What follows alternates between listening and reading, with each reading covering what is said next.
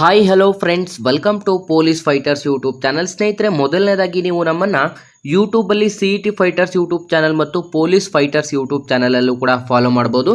ಹೆಚ್ಚಿನ ಮಾಹಿತಿಗಳಿಗಾಗಿ ನಮ್ಮ Telegram group ಲಿಂಕನ್ನು ಕೂಡ ಡಿಸ್ಕ್ರಿಪ್ಷನಲ್ಲಿ ಕೊಟ್ಟಿರ್ತೇವೆ. ಈ ಒಂದು ಟೆಲಿಗ್ರಾಮ್ ಗ್ರೂಪ್ಗಳಿಗೂ ಕೂಡ ಜಾಯ್ನ್ ಆಗಿ, ಅಥವಾ ಇನ್ಸ್ಟಾಗ್ರಾಮ್ನಲ್ಲಿ CET ಫೈಟರ್ಸ್ ಅಫಿಷಿಯಲ್ ಅನ್ನೋದನ್ನ ಫಾಲೋ ಮಾಡಿ, ಮತ್ತು ಡಿಸ್ಕ್ರಿಪ್ಷನಲ್ಲಿರುವಂಥ ನಮ್ಮ ವಾಟ್ಸಪ್ ಗ್ರೂಪ್ ಮತ್ತು ವಾಟ್ಸಪ್ ಚಾನಲ್ಗೂ ಕೂಡ ಸಬ್ಸ್ಕ್ರೈಬ್ ಮಾಡಿಕೊಂಡು ಹೆಚ್ಚಿನ ಮಾಹಿತಿಯನ್ನು ಕೂಡ ಪಡ್ಕೋಬಹುದು ಮತ್ತು ಎಕ್ಸಾಮ್ ಪ್ರಿಪರೇಷನ್ ಅನ್ನು ಕೂಡ ನಡೆಸ್ಕೋಬಹುದಾಗಿರುತ್ತೆ. Hi hello friends, welcome to police fighters YouTube channel. ಸ್ನೇಹಿತರೆ, ನೀವೇನಾದರೂ PDO, ವಿಲೇಜ್ ಅಕೌಂಟೆಂಟ್ ಮತ್ತು BMTC ಗ್ರೂಪ್ ಸಿ ಹಾಗೂ ಪೊಲೀಸ್ ಇಲಾಖೆಗೆ ಸಂಬಂಧಪಟ್ಟಂಥ ಎಕ್ಸಾಮ್ ಪ್ರಿಪರೇಷನ್ ಮಾಡ್ಕೋತಾ ಇದ್ದರೆ, ವಿದ್ಯಾರ್ಥಿಗಳು ಹಿಂದೆ ನಮ್ಮ ಚಾನಲ್ಗೆ ಸಬ್ಸ್ಕ್ರೈಬ್ ಮಾಡ್ಕೊಳ್ಳೋದ್ರಿಂದ 6ನೇ ತರಗತಿಯಿಂದ 12ನೇ ತರಗತಿವರೆಗೆ ಇರುವಂಥ ಎಲ್ಲ ಸರ್ಕಾರಿ ಪಠ್ಯ ಪುಸ್ತಕಗಳು ಮತ್ತು ಇಂಪಾರ್ಟೆಂಟ್ ಸಬ್ಜೆಕ್ಟ್ ವೈಸು ನಿಮಗೆ ಕಂಪ್ಲೀಟಾಗಿ ಪ್ರೀವಿಯಸ್ ಇಯರ್ ಕ್ವಶನ್ ಪೇಪರ್ ಮತ್ತು ಸಬ್ಜೆಕ್ಟ್ ವೈಸ್ ಇಂಪಾರ್ಟೆಂಟ್ ಟಾಪಿಕ್ಸ್ನ ಬಗ್ಗೆನೂ ಕೂಡ ಕಂಪ್ಲೀಟಾಗಿ ಕ್ವಶನ್ಸ್ ಕೂಡ ಅವೈಲೇಬಲ್ ಇರುತ್ತೆ. ಸ್ನೇಹಿತರೆ, ಬನ್ನಿ ಇವತ್ತಿನ ಈ ಒಂದು ವಿಡಿಯೋದಲ್ಲಿ ಟಾಪ್ 50 ಪ್ರಶ್ನೆಗಳ ಒಂದು ವಿಡಿಯೋ ಸರಣಿ ಕೂಡ ಇದಾಗಿರುತ್ತೆ. ವಿದ್ಯಾರ್ಥಿಗಳು ವಿಡಿಯೋನ ಸ್ಕಿಪ್ ಮಾಡದೆ ನಮ್ಮ ವಾಟ್ಸಪ್ ಚಾನಲ್ಗೂ ಕೂಡ ಸಬ್ಸ್ಕ್ರೈಬ್ ಮಾಡ್ಕೊಳ್ಳಿ ಮತ್ತು ಈ ಒಂದು ವಿಡಿಯೋನ ನಿಮ್ಮ ಎಲ್ಲ ಸ್ನೇಹಿತರಿಗೂ ಕೂಡ ಶೇರ್ ಮಾಡಿ.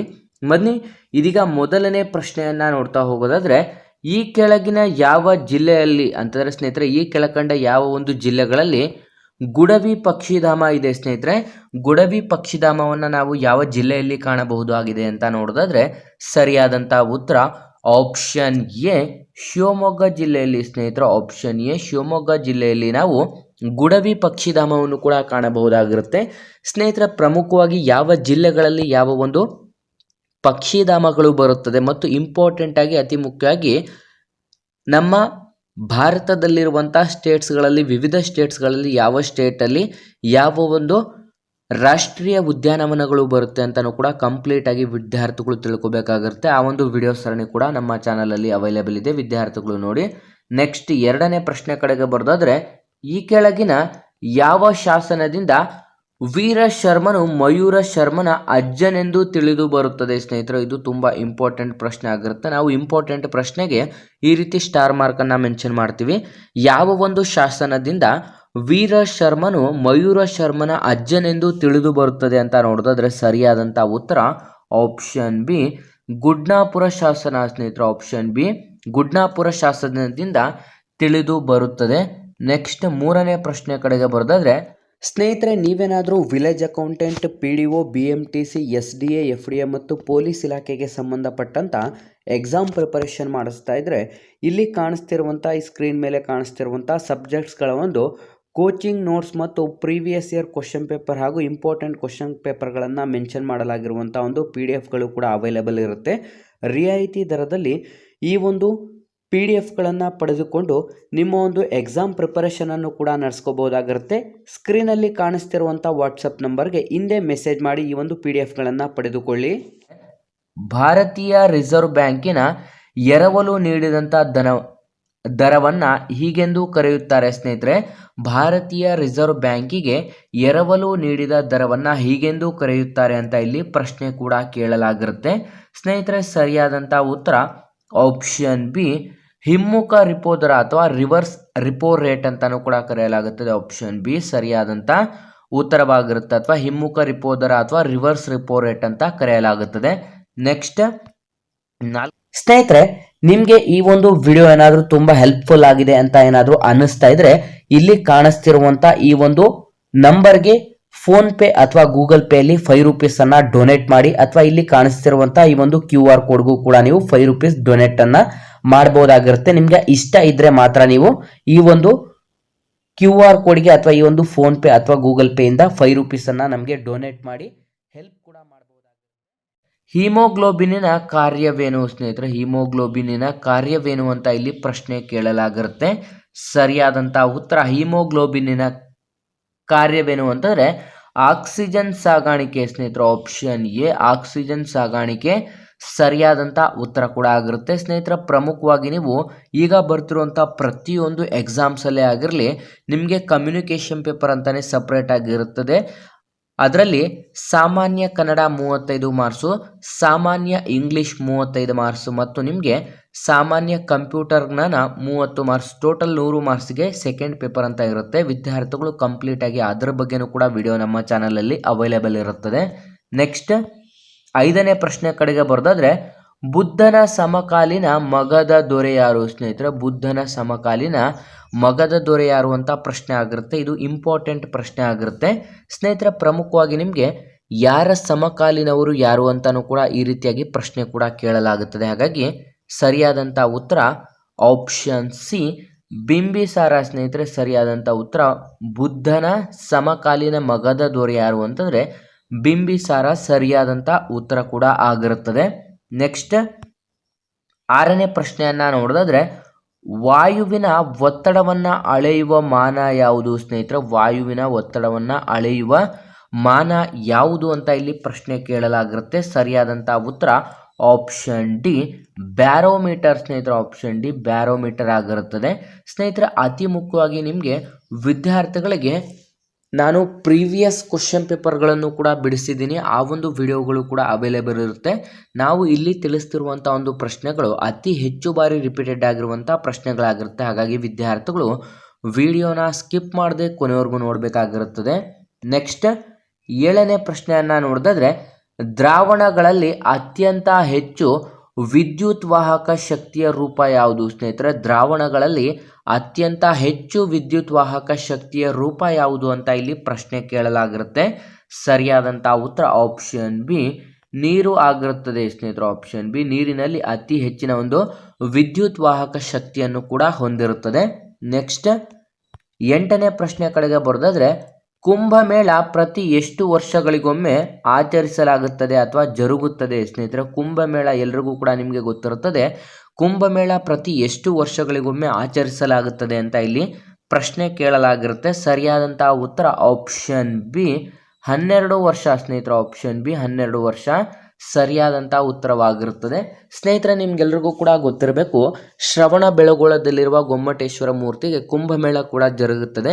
ಇದು ಪ್ರತಿ 12 ವರ್ಷಕ್ಕೊಮ್ಮೆ ಜರುಗುವಂಥ ಒಂದು ಆಚರಣೆ ಕೂಡ ಆಗಿರುತ್ತದೆ ಅಥವಾ ಕುಂಭಮೇಳ ಆಗಿರುತ್ತದೆ. ನೆಕ್ಸ್ಟ್ 9ನೇ ಪ್ರಶ್ನೆ ಕಡೆಗೆ ಬರೋದಾದ್ರೆ, ಭಾರತದಲ್ಲಿ ಮೊದಲ ಬಾರಿಗೆ ಚಿನ್ನದ ನಾಣ್ಯವನ್ನ ಅಚ್ಚು ಹಾಕಿದವರು ಯಾರು ಸ್ನೇಹಿತರೆ? ಭಾರತದಲ್ಲಿ ಮೊದಲ ಬಾರಿಗೆ ಚಿನ್ನದ ನಾಣ್ಯವನ್ನ ಅಚ್ಚು ಹಾಕಿದವರು ಯಾರು ಅಂತ ಪ್ರಶ್ನೆ ಕೇಳಲಾಗಿರುತ್ತೆ. ಸರಿಯಾದಂಥ ಉತ್ತರ ಆಪ್ಷನ್ ಡಿ ಕುಶಾನರು ಸ್ನೇಹಿತರೆ. ಆಪ್ಷನ್ ಡಿ ಕುಶಾನರು ಮೊದಲದಾಗಿ ನಮ್ಮ ಭಾರತದಲ್ಲಿ ಚಿನ್ನದ ನಾಣ್ಯಗಳನ್ನು ಅಚ್ಚು ಹಾಕಿದವರು ಆಗಿರುತ್ತಾರೆ. ನೆಕ್ಸ್ಟ್ 10ನೇ ಪ್ರಶ್ನೆಯನ್ನ ನೋಡೋದಾದ್ರೆ, ಬಂಡಾಯ ಚಳುವಳಿ ಯಾವುದಕ್ಕೆ ಸಂಬಂಧಿಸಿದೆ ಸ್ನೇಹಿತರೆ? ಬಂಡಾಯ ಚಳುವಳಿ ಯಾವುದಕ್ಕೆ ಸಂಬಂಧಿಸಿದೆ ಅಂತ ಇಲ್ಲಿ ಪ್ರಶ್ನೆ ಕೂಡ ಕೇಳಲಾಗಿರುತ್ತೆ. ಸ್ನೇಹಿತರೆ, ಸರಿಯಾದಂಥ ಉತ್ತರ ಆಪ್ಷನ್ ಸಿ ಚಲನಚಿತ್ರಕ್ಕೆ ಸಂಬಂಧಿಸಿದೆ ಸ್ನೇಹಿತರೆ. ಬಂಡಾಯ ಚಳುವಳಿ ಎಂಬುವಂಥದ್ದು ಇದು ಚಲನಚಿತ್ರಕ್ಕೆ ಸಂಬಂಧಿಸಿರುವಂಥ ಒಂದು ಚಳುವಳಿ ಕೂಡ ಆಗಿರುತ್ತದೆ. ನೆಕ್ಸ್ಟ್ 11ನೇ ಪ್ರಶ್ನೆ, ಮಾನವನ ಶರೀರದಲ್ಲಿ ಕೊಲೆಸ್ಟ್ರಾಲ್ ಇರುವುದು ಯಾವ ಭಾಗದಲ್ಲಿ ಸ್ನೇಹಿತರೆ? ನಮ್ಮ ಮಾನವನ ದೇಹದಲ್ಲಿ ಅಥವಾ ಶರೀರದಲ್ಲಿ ಕೊಲೆಸ್ಟ್ರಾಲ್ ಅಂತಂದರೆ ಎಲ್ರಿಗೂ ಕೂಡ ಗೊತ್ತಿದೆ ನಿಮಗೆ.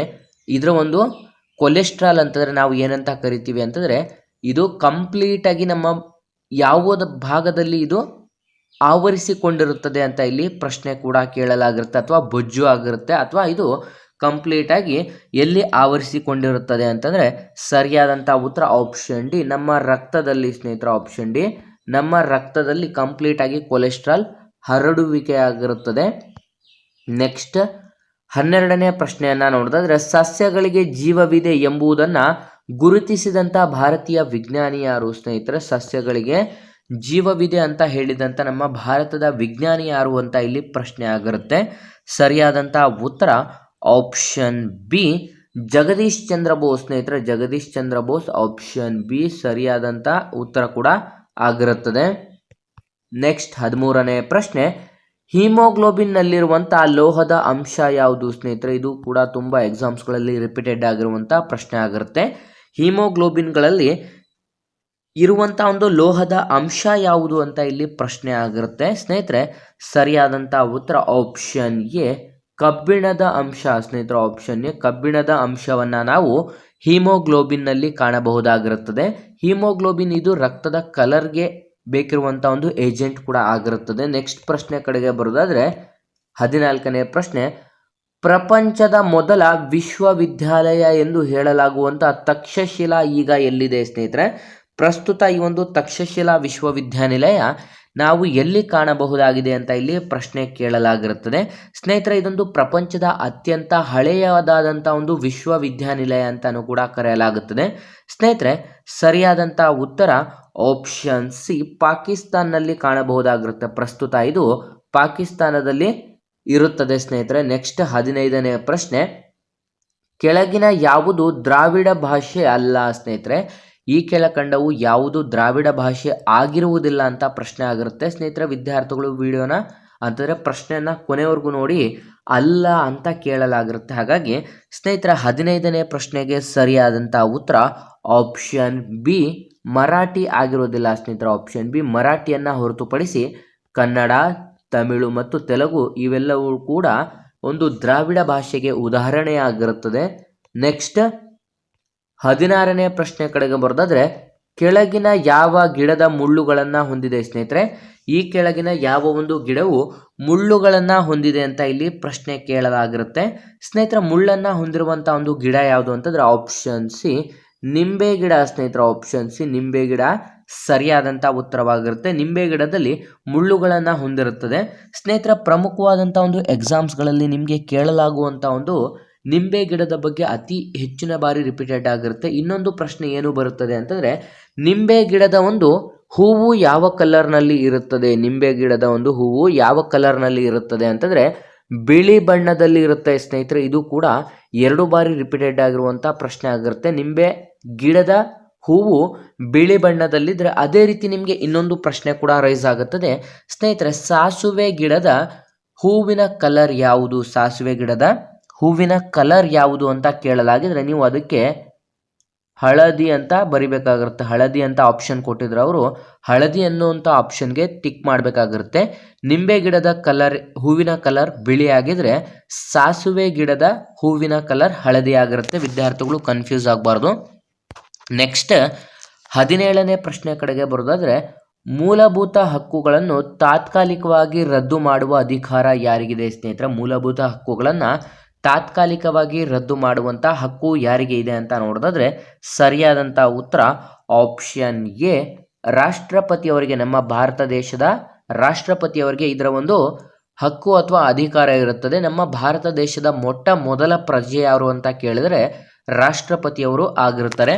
ನೆಕ್ಸ್ಟ್ 18ನೇ ಪ್ರಶ್ನೆ, ಸ್ನೇಹಿತರೆ ನಿಮಗೆ ಈ ಒಂದು ವಿಡಿಯೋ ಏನಾದರೂ ತುಂಬ ಹೆಲ್ಪ್ಫುಲ್ ಆಗಿದೆ ಅಂತ ಏನಾದರೂ ಅನ್ನಿಸ್ತಾ ಇದ್ರೆ ಇಲ್ಲಿ ಕಾಣಿಸ್ತಿರುವಂಥ ಈ ಒಂದು ನಂಬರ್ಗೆ ಫೋನ್ ಪೇ ಅಥವಾ ಗೂಗಲ್ ಪೇಯಲ್ಲಿ 5 ರೂಪೀಸನ್ನು ಡೊನೇಟ್ ಮಾಡಿ, ಅಥವಾ ಇಲ್ಲಿ ಕಾಣಿಸ್ತಿರುವಂಥ ಈ ಒಂದು QR ಕೋಡ್ಗೂ ಕೂಡ ನೀವು 5 ರೂಪೀಸ್ ಡೊನೇಟನ್ನು ಮಾಡ್ಬೋದಾಗಿರುತ್ತೆ. ನಿಮಗೆ ಇಷ್ಟ ಇದ್ದರೆ ಮಾತ್ರ ನೀವು ಈ ಒಂದು QR ಕೋಡ್ಗೆ ಅಥವಾ ಈ ಒಂದು ಫೋನ್ ಪೇ ಅಥವಾ ಗೂಗಲ್ ಪೇಯಿಂದ 5 ರೂಪೀಸನ್ನು ನಮಗೆ ಡೊನೇಟ್ ಮಾಡಿ ಹೆಲ್ಪ್ ಕೂಡ ಮಾಡಬಹುದಾಗಿದೆ.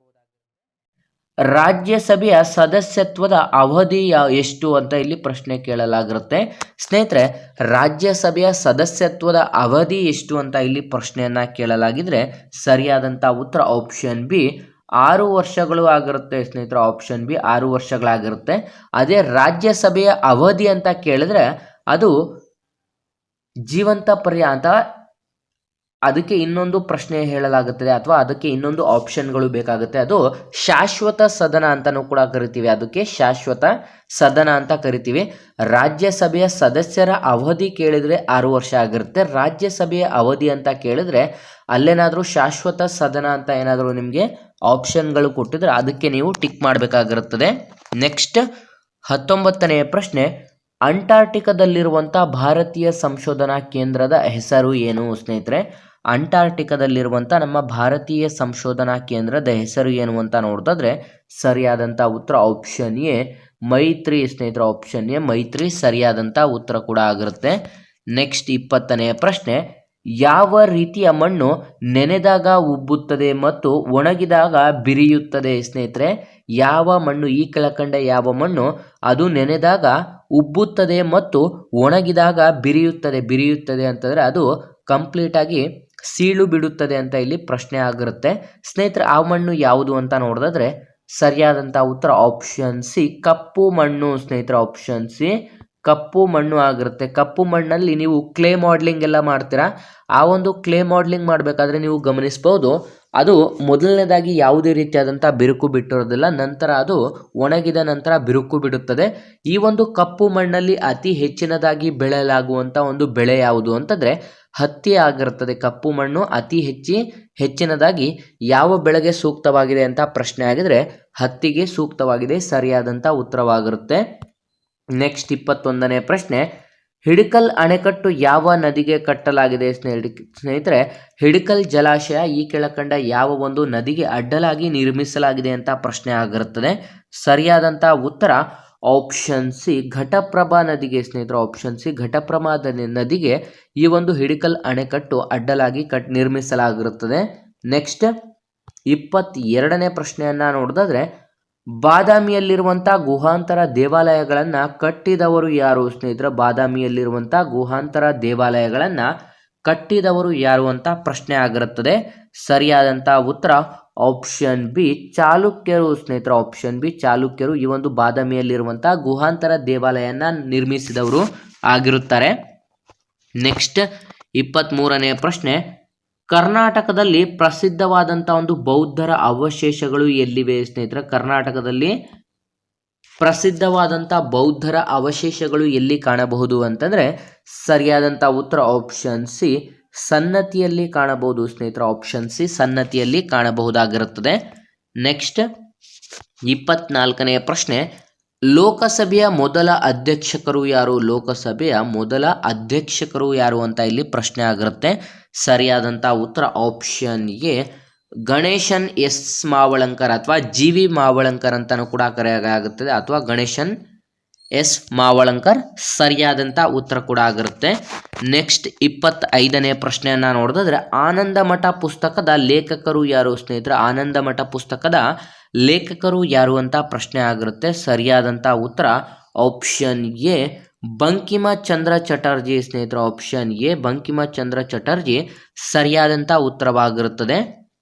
ನೆಕ್ಸ್ಟ್ 26ನೇ ಪ್ರಶ್ನೆ, ತೋಡರು ಎಲ್ಲಿ ಇರುತ್ತಾರೆ ಸ್ನೇಹಿತರೆ? ತೋಡರು ಎಲ್ಲಿ ಇರುತ್ತಾರೆ? ಇದು ಕೂಡ ತುಂಬ ಇಂಪಾರ್ಟೆಂಟ್ ಪ್ರಶ್ನೆ ಆಗಿರುತ್ತೆ. ಪ್ರಮುಖವಾಗಿ ಸ್ನೇಹಿತರೆ ನೀವು ಗಮನಿಸ್ಬೋದು, ಈ ಒಂದು ಜನಾಂಗದ ಬಗ್ಗೆನೂ ಕೂಡ ಕಂಪ್ಲೀಟ್ ಆಗಿ ನಮ್ಮ ಒಂದು ಕರ್ನಾಟಕ ಸ್ಟೇಟ್ಸ್ ಮತ್ತು ಬೇರೆ ಬೇರೆ ಸ್ಟೇಟ್ಸ್ಗಳಲ್ಲಿರುವಂಥ ಒಂದು ಕಾಡು ಜನಾಂಗ ಅಥವಾ ಇವ್ರಿಗೆ ಕಂಪ್ಲೀಟ್ ಆಗಿ ಏನಂತ ಕರೆಯಲಾಗುತ್ತದೆ ಅಂತಂದರೆ ಅವರಿಗೆ ಸಪರೇಟ್ ಆದಂಥ ಒಂದು ಹೆಸರುಗಳು ಕೊಟ್ಟಿರ್ತಾರೆ. ಅವರು ಯಾವ ಒಂದು ಜನಾಂಗಕ್ಕೆ ಸೇರಿದವರು ಅಂತಲೂ ಕೂಡ ಇಲ್ಲಿ ಕಂಪ್ಲೀಟ್ ಆಗಿ ನೀಡಲಾಗಿರುತ್ತೆ. ಹಾಗಾಗಿ ವಿದ್ಯಾರ್ಥಿಗಳು ನೀವು ಇಲ್ಲಿ ಗಮನಿಸ್ಬೋದು, ತೋಡರನ್ನು ನಾವು ಅತಿ ಹೆಚ್ಚಿನದಾಗಿ ಎಲ್ಲಿ ಕಾಣಬಹುದಾಗಿರುತ್ತದೆ ಅಂತ ಇಲ್ಲಿ ಪ್ರಶ್ನೆ ಕೂಡ ಆಗಿರುತ್ತದೆ. ಸ್ನೇಹಿತರೆ ಸರಿಯಾದಂಥ ಉತ್ತರ ಆಪ್ಷನ್ ಎ ನೀಲಗಿರಿ ಬೆಟ್ಟಗಳಲ್ಲಿ ನಾವು ಕಾಣಬಹುದಾಗಿರುತ್ತೆ ಸ್ನೇಹಿತರು. ಆಪ್ಷನ್ ಎ ತೋಡರು ಅತಿ ಹೆಚ್ಚಿನದಾಗಿ ನೀಲಗಿರಿ ಬೆಟ್ಟಗಳಲ್ಲಿ ಕಾಣಸಿಗುತ್ತಾರೆ. ನೆಕ್ಸ್ಟ್ 27ನೇ ಪ್ರಶ್ನೆ, ಲಿಬಿಯಾದ ರಾಜಧಾನಿ ಯಾವುದು? ಲಿಬಿಯಾದ ರಾಜಧಾನಿ ಯಾವುದು ಅಂತ ಇಲ್ಲಿ ಪ್ರಶ್ನೆ ಆಗಿರುತ್ತೆ. ಸರಿಯಾದಂಥ ಉತ್ತರ ಆಪ್ಷನ್ ಡಿ ಟ್ರಿಪೋಲಿ ಆಗಿರುತ್ತದೆ. ಲಿಬಿಯಾದ ರಾಜಧಾನಿ ಟ್ರಿಪೋಲಿ ಆಗಿರುತ್ತೆ. ಸ್ನೇಹಿತರ ಪ್ರಮುಖವಾಗಿ ನೀವು ನಮ್ಮ ಕರ್ನಾಟಕ ಸ್ಟೇಟ್ಸ್ಗಳಲ್ಲಾಗಿರಲಿ ಅಥವಾ ಯಾವುದೇ ಒಂದು ನಮ್ಮ ರಾಜ್ಯಗಳಲ್ಲಾಗಿರಲಿ ಅಥವಾ ಯಾವುದೇ ಒಂದು ಸ್ಟೇಟ್ಸಲ್ಲಾಗಿರಲಿ ಅಥವಾ ಯಾವುದೇ ಒಂದು ದೇಶದ ಆಗಿರಲಿ, ಪ್ರತಿಯೊಂದು ಎಕ್ಸಾಮ್ಸಲ್ಲಿ 1 ಮಾರ್ಕ್ಸಿಗೆ ನಿಮಗೆ ರಾಜಧಾನಿ ಯಾವುದು ಅಥವಾ ನಮ್ಮ ಕರ್ನಾಟಕ ಅಥವಾ ನಮ್ಮ ಭಾರತ ದೇಶದಲ್ಲಿರುವಂಥ ಯೂನಿಯನ್ ಟೆರಿಟರೀಸ್ನ ರಾಜಧಾನಿ ಯಾವುದು ಅಂತಲೂ ಕೂಡ ತುಂಬ ಬಾರಿ ರಿಪೀಟೆಡ್ ಆಗಿರುವಂಥ ಪ್ರಶ್ನೆ ಆಗಿರುತ್ತೆ. ಹಾಗಾಗಿ ವಿದ್ಯಾರ್ಥಿಗಳು ಮೊದಲನೇದಾಗಿ ನೀವು ನಮ್ಮ ಕರ್ನಾಟಕದ ರಾಜಧಾನಿ ಯಾವುದು ಅಂತ ಗೊತ್ತಿರಬೇಕಾಗತ್ತೆ. ನಂತರ ನಮ್ಮ ಭಾರತದಲ್ಲಿರುವಂಥ ಸ್ಟೇಟ್ಸ್ಗಳು ಮತ್ತು ನಮ್ಮ ಭಾರತದಲ್ಲಿರುವಂಥ ಯೂನಿಯನ್ ಟೆರಿಟರೀಸ್, ನಂತರ ಬೇರೆ ಬೇರೆ ದೇಶದ ಪ್ರಮುಖವಾದಂಥ ದೇಶದ ಒಂದು ರಾಜಧಾನಿಗಳನ್ನು ತಿಳ್ಕೊಂಡಿರಬೇಕಾಗಿರುತ್ತೆ ನೀವು. ನೆಕ್ಸ್ಟ್ 28ನೇ ಪ್ರಶ್ನೆಯನ್ನು ನೋಡಿದ್ರೆ, ಪಂಚಾಯತ್ ರಾಜ್ ಸಂಸ್ಥೆಗೆ ಸಂವಿಧಾನಾತ್ಮಕ ಸ್ಥಾನಮಾನವನ್ನು ಕೊಡುವಂಥ ಸಂವಿಧಾನದ ತಿದ್ದುಪಡಿ ಯಾವುದು ಸ್ನೇಹಿತರೆ? ಇದು ತುಂಬ ಇಂಪಾರ್ಟೆಂಟ್ ಪ್ರಶ್ನೆ ಆಗಿರುತ್ತದೆ. ಪಂಚಾಯತ್ ರಾಜ್ ಸಂಸ್ಥೆಗೆ ಸಂವಿಧಾನಾತ್ಮಕವಾಗಿ ಸ್ಥಾನಮಾನವನ್ನು ಕೊಡುವಂಥ ಸಂವಿಧಾನದ ತಿದ್ದುಪಡಿ ಯಾವುದು ಅಂತ ಇಲ್ಲಿ ಪ್ರಶ್ನೆ ಕೇಳಲಾಗಿರುತ್ತೆ. ಸ್ನೇಹಿತರೆ ಸರಿಯಾದಂಥ ಉತ್ತರ ಆಪ್ಷನ್ ಬಿ 73ನೇ ತಿದ್ದುಪಡಿ. ಸ್ನೇಹಿತರೆ 73ನೇ ತಿದ್ದುಪಡಿ ಅಂಡರಲ್ಲಿ ಈ ಒಂದು ಪಂಚಾಯತ್ ರಾಜ್ ಸಂಸ್ಥೆಗೆ ಸಂವಿಧಾನಾತ್ಮಕವಾಗಿ ಸ್ಥಾನಮಾನವನ್ನು ನೀಡಿ ಗೌರವಿಸಲಾಗಿರುತ್ತದೆ. ನೆಕ್ಸ್ಟ್ 29ನೇ ಪ್ರಶ್ನೆ, ಮುಖ್ಯ ಚುನಾವಣಾ ಆಯುಕ್ತರನ್ನ ಯಾರು ನೇಮಕ ಮಾಡುತ್ತಾರೆ ಸ್ನೇಹಿತರೆ? ಮುಖ್ಯ ಚುನಾವಣಾ ಆಯುಕ್ತರನ್ನ ಯಾರು ನೇಮಕ ಮಾಡುತ್ತಾರೆ ಅಂತ ಇಲ್ಲಿ ಪ್ರಶ್ನೆ ಕೇಳಲಾಗಿರುತ್ತೆ. ಸರಿಯಾದಂಥ ಉತ್ತರ ಆಪ್ಷನ್ ಎ, ನಮ್ಮ ಭಾರತ ದೇಶದ ರಾಷ್ಟ್ರಪತಿಯವರು ಸ್ನೇಹಿತರ ಪ್ರಮುಖವಾದಂಥ ಒಂದು ಹುದ್ದೆಗಳಲ್ಲಿರುವಂಥವರಿಗೆ ನಮ್ಮ ಭಾರತ ದೇಶದ ರಾಷ್ಟ್ರಪತಿಯವರು ಅವರನ್ನು ನೇಮಕ ಮಾಡುತ್ತಾರೆ. ನೆಕ್ಸ್ಟ್ 30ನೇ ಪ್ರಶ್ನೆ ಕಡೆಗೆ ಬರೋದಾದ್ರೆ, ಶಾರದಾ ಕಾಯ್ದೆಯು ಈ ನಿಷೇಧಕ್ಕೆ ಸಂಬಂಧಿಸಿದೆ ಸ್ನೇಹಿತರೆ. ಶಾರದಾ ಕಾಯ್ದೆಯು ಈ ಕೆಳಕಂಡ ಒಂದು ನಿಷೇಧಕ್ಕೆ ಸಂಬಂಧಿಸಿದೆ ಅಂತ ಇಲ್ಲಿ ಪ್ರಶ್ನೆಯನ್ನು ಕೇಳಲಾಗಿರುತ್ತೆ.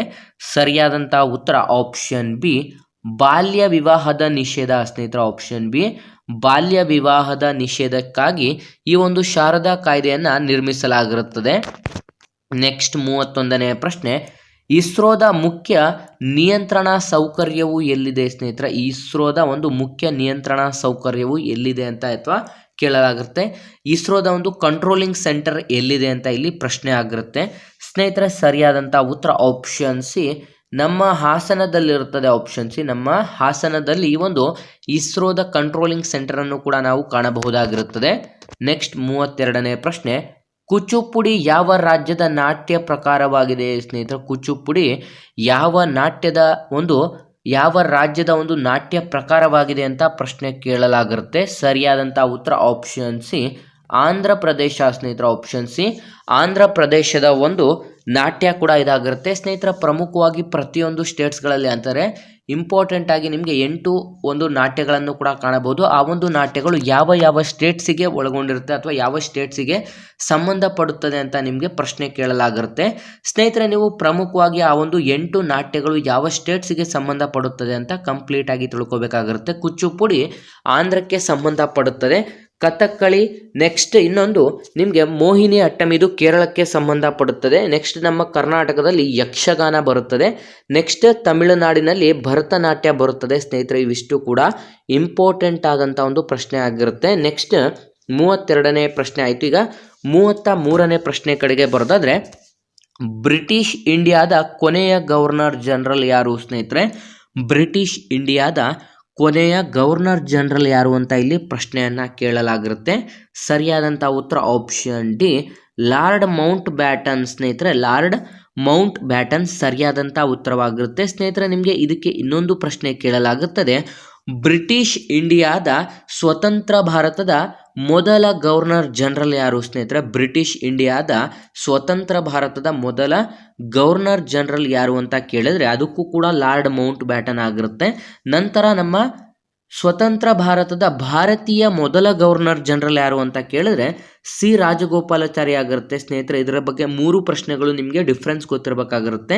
ಬ್ರಿಟಿಷ್ ಇಂಡಿಯಾದ ಕೊನೆಯ governor general lord Mount baton, British ಇಂಡಿಯಾದ ಸ್ವತಂತ್ರ ಭಾರತದ ಮೊದಲ governor general lord Mount baton, ಸ್ವತಂತ್ರ ಭಾರತದ ಮೊಟ್ಟ ಮೊದಲ ಭಾರತೀಯ ಗವರ್ನರ್ ಜನರಲ್ ಅಂತ ಕೇಳಿದ್ರೆ ಸಿ ರಾಜಗೋಪಾಲಾಚಾರಿ ಸರಿಯಾದಂಥ ಉತ್ತರವಾಗಿರುತ್ತೆ.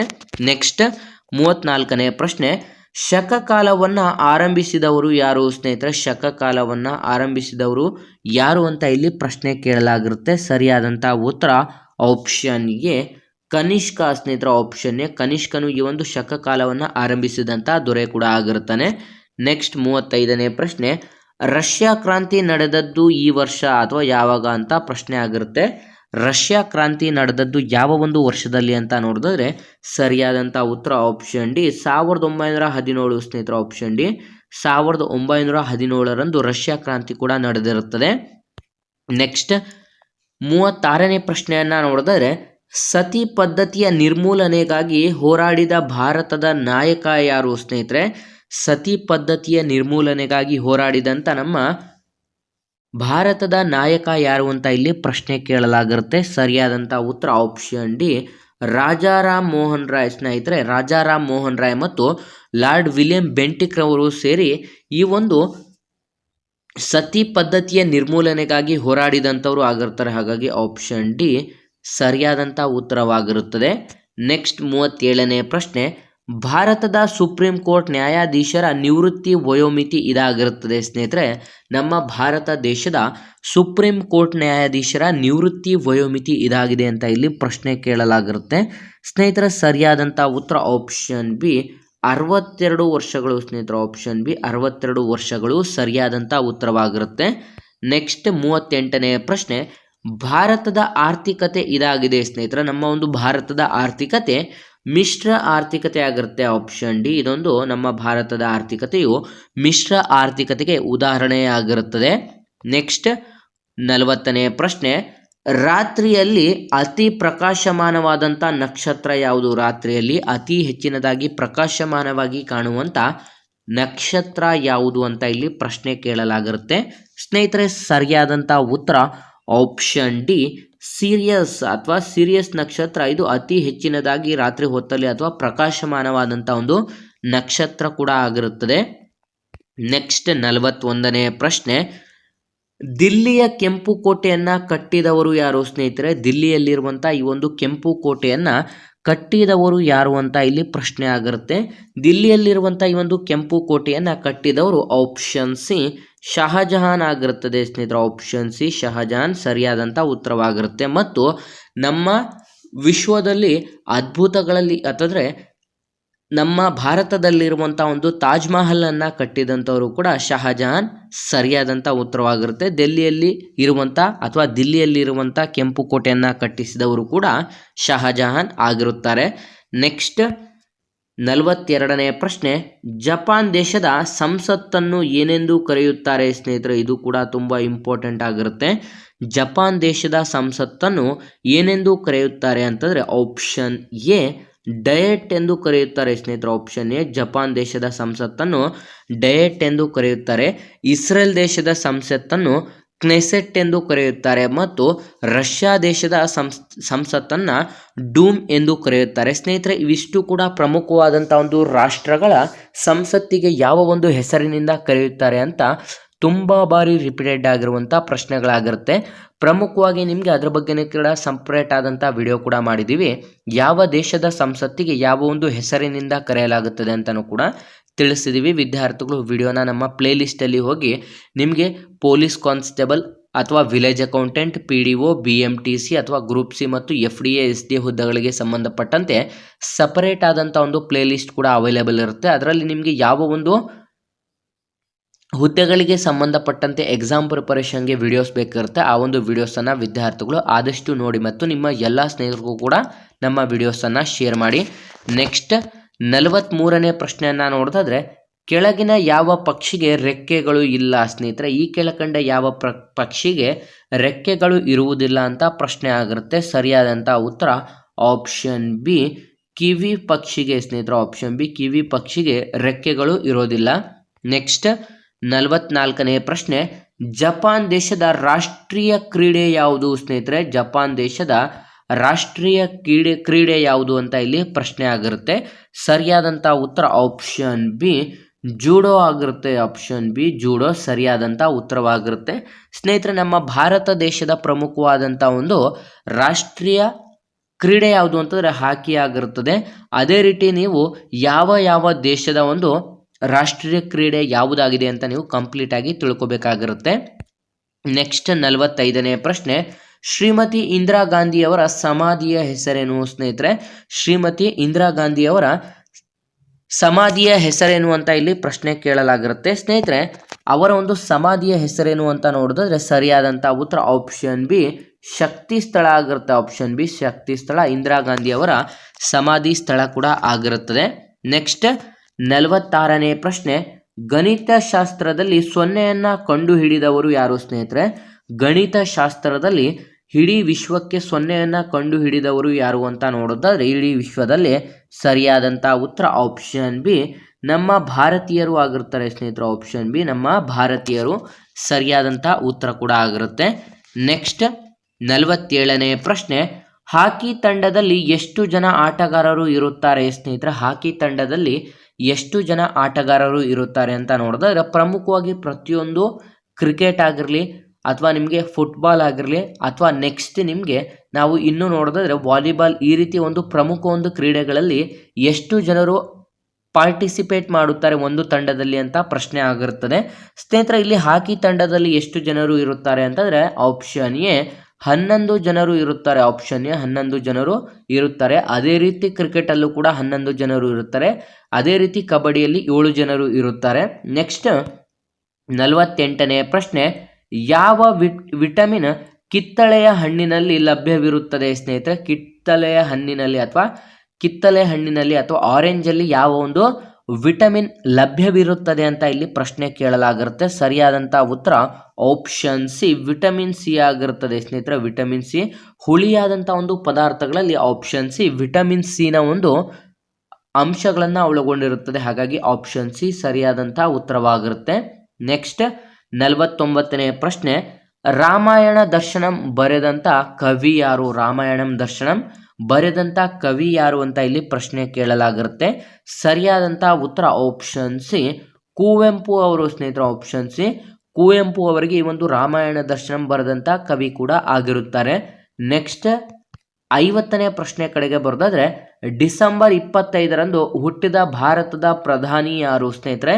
ಡಿಸೆಂಬರ್ 25ರಂದು ಹುಟ್ಟಿದಂಥ ನಮ್ಮ ಭಾರತದ ಪ್ರಧಾನಿ ಯಾರು ಅಂತ ಯಾವುದೆಲ್ಲ ವಿದ್ಯಾರ್ಥಿಗಳು ವಿಡಿಯೋಸ್ನ ನೋಡ್ತಾ ಇದ್ರ ಸರಿಯಾದಂಥ ಉತ್ತರವನ್ನ ಕಮೆಂಟ್ ಮಾಡಿ ತಿಳಿಸ್ಬೇಕಾಗಿರುತ್ತೆ ಸ್ನೇಹಿತರೆ. ನಮ್ಮ ಪ್ರೀವಿಯಸ್ ವಿಡಿಯೋನ ಕೊನೆಯ ಪ್ರಶ್ನೆಗೆ ಸರಿಯಾದಂಥ ಉತ್ತರವನ್ನು ಕಮೆಂಟ್ ಮಾಡಿದಂಥ ಎಲ್ಲ ಸ್ನೇಹಿತರಿಗೂ ಕೂಡ ನಮ್ಮ ಚಾನೆಲ್ ಕಡೆಯಿಂದ ಧನ್ಯವಾದಗಳನ್ನು ತಿಳಿಸ್ತಾ, ಸ್ನೇಹಿತರೆ ನೀವೇನಾದರೂ village accountant, PDO, BMTC, group C ಮತ್ತು FDA, SDA ಪೊಲೀಸ್ ಇಲಾಖೆಗೆ ಸಂಬಂಧಪಟ್ಟಂಥ ಎಕ್ಸಾಮ್ ಪ್ರಿಪರೇಷನ್ ಮಾಡ್ಕೋತಾ ಇದ್ರೆ ವಿದ್ಯಾರ್ಥಿಗಳು ಹಿಂದೆ ನಮ್ಮ ಚಾನಲ್ಗೆ ಸಬ್ಸ್ಕ್ರೈಬ್ ಮಾಡ್ಕೊಳ್ಳೋದ್ರಿಂದ 6ನೇ ತರಗತಿಯಿಂದ 12ನೇ ತರಗತಿವರೆಗೆ ಇರುವಂಥ ಎಲ್ಲ ಸರ್ಕಾರಿ ಪಠ್ಯ ಪುಸ್ತಕಗಳ ವಿಡಿಯೋ ಸರಣಿ ಮತ್ತು ಕಂಪ್ಲೀಟಾಗಿ ನಿಮಗೆ ಕಮ್ಯುನಿಕೇಷನ್ ಪೇಪರ್ ಮತ್ತು ಪೇಪರ್ ಫಸ್ಟ್ ಹಾಗೂ ಪೇಪರ್ ಸೆಕೆಂಡ್ಗೆ ಬೇಕಿರುವಂಥ ಎಲ್ಲ ಎಕ್ಸಾಮ್ಸ್ಗಳ ಪ್ರತಿಯೊಂದು ವಿಡಿಯೋ ಸರಣಿ ಕೂಡ ಅವೈಲೇಬಲ್ ಇದೆ. ವಿದ್ಯಾರ್ಥಿಗಳು ಆದಷ್ಟು ವಿಡಿಯೋಸ್ನ ಕೊನೆವರೆಗೂ ನೋಡಿ ಮತ್ತು ವಿಡಿಯೋನ ಲೈಕ್ ಮಾಡಿ ಮತ್ತು ಇನ್ನೂ ಹೆಚ್ಚಿನ ಉದ್ಯೋಗ ಮಾಹಿತಿಗಳಿಗಾಗಿ ಮತ್ತು ಇನ್ನೂ ಹೆಚ್ಚಿನ ಕಲಿಕೆಗಾಗಿ ನಮ್ಮ ಚಾನಲ್ಗೆ ಸಬ್ಸ್ಕ್ರೈಬ್ ಮಾಡ್ಕೊಳ್ಳಿ ಮತ್ತು ನಿಮ್ಮ ಎಲ್ಲ ಸ್ನೇಹಿತರೊಂದಿಗೆ ಶೇರ್ ಮಾಡಿ ಅಂತ ತಿಳಿಸ್ತಾ ಇದ್ದೀವಿ ಸ್ನೇಹಿತರೆ. ನಿಮಗೆ ಈ ಒಂದು ವಿಡಿಯೋ ಏನಾದರೂ ತುಂಬ ಹೆಲ್ಪ್ಫುಲ್ ಆಗಿದೆ ಅಂತ ಏನಾದರೂ ಅನ್ನಿಸ್ತಾ ಇದ್ರೆ ಇಲ್ಲಿ ಕಾಣಿಸ್ತಿರುವಂಥ ಈ ಒಂದು ನಂಬರ್ಗೆ ಫೋನ್ ಪೇ ಅಥವಾ ಗೂಗಲ್ ಪೇ ಅಲ್ಲಿ 5 ರೂಪೀಸ್ ಅನ್ನ ಡೊನೇಟ್ ಮಾಡಿ, ಅಥವಾ ಇಲ್ಲಿ ಕಾಣಿಸ್ತಿರುವಂತ ಈ ಒಂದು QR ಕೋಡ್ಗೂ ಕೂಡ ನೀವು 5 ರೂಪೀಸ್ ಡೊನೇಟ್ ಅನ್ನ ಮಾಡಬಹುದಾಗಿರುತ್ತೆ. ನಿಮ್ಗೆ ಇಷ್ಟ ಇದ್ರೆ ಮಾತ್ರ ನೀವು ಈ ಒಂದು QR ಕೋಡ್ಗೆ ಅಥವಾ ಈ ಒಂದು ಫೋನ್ ಪೇ ಅಥವಾ ಗೂಗಲ್ ಪೇ ಇಂದ 5 ರೂಪೀಸ್ ಅನ್ನ ನಮಗೆ ಡೊನೇಟ್ ಮಾಡಿ